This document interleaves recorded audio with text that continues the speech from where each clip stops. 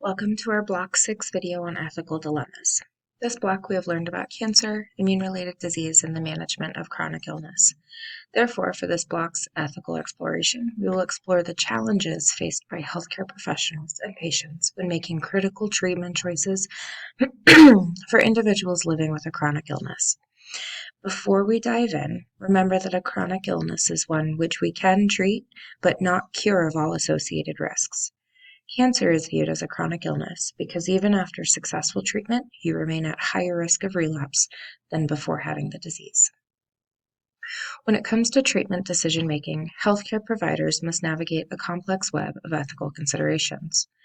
One of the primary ethical principles at play is autonomy, the right of patients to make decisions about their own healthcare. This is a concept we can all empathize with quite easily. However, this principle can sometimes clash with other ethical values, such as beneficence, which is the duty to promote the patient's well-being, and non-malfeasance, which is the duty to do no harm. Let's consider a scenario. A patient, Mary, is diagnosed with a severe form of cancer. Her doctor, Dr. Smith, recommends an aggressive treatment plan involving chemotherapy, radiation, and surgery. However, Mary is hesitant and expresses her concerns about the potential side effects and impact on her quality of life. Dr. Smith faces an ethical dilemma: how to balance Mary's autonomy and decision-making with the duty to promote her well-being. The ethical dilemma in treatment decision-making lies in finding the right balance between respecting patient autonomy and ensuring optimal patient outcomes.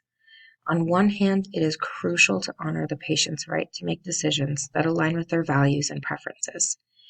On the other hand, healthcare professionals have a responsibility to provide evidence-based recommendations that maximize the chances of successful treatment.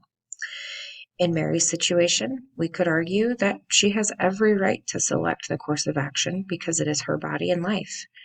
On the other hand, we could argue that Mary making the incorrect choices could lead to a shorter life that is potentially of lower quality. It is easy to assume that these two sides always align, but that is not typically the case.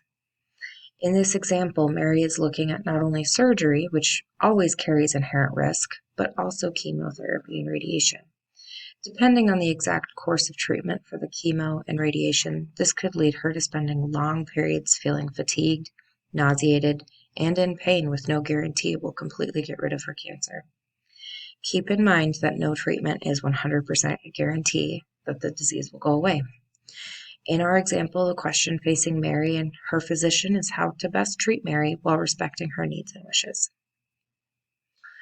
Ethical dilemmas in treatment decision-making can be emotionally challenging for both patients and healthcare professionals. By acknowledging the importance of autonomy while striving for optimal patient outcomes, we can foster a collaborative approach to treatment decision-making that respects individual values and ensures the best possible care. For this block's journal entry, you will be addressing the following questions. How can healthcare providers effectively communicate treatment options and potential risks to patients, allowing them to make informed decisions while considering the complexity of medical information? And in cases where a patient's decision might have a detrimental impact on their health outcomes, how can healthcare providers navigate the ethical tensions between respecting autonomy and ensuring the patient's well-being? Answer this question using the natural law and Kant's categorical imperative viewpoints.